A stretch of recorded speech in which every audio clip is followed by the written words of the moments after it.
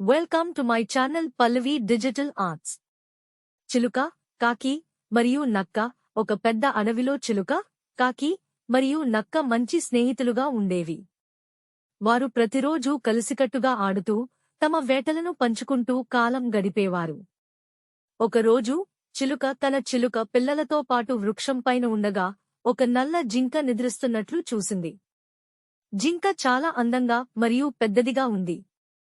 ఏమిటి, ఈ జింక మన వృక్షం పైన ఉంది? చిలుక ఆశ్చర్యపోయింది.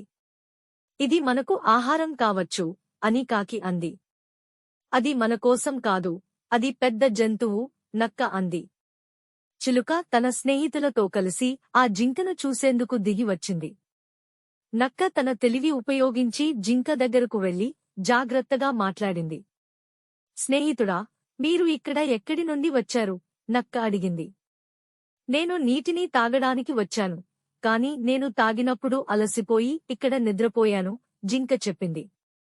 మనము కలసికట్టుగా ఉంటే మనకు భయం ఉండదు అని చిలుక అంది.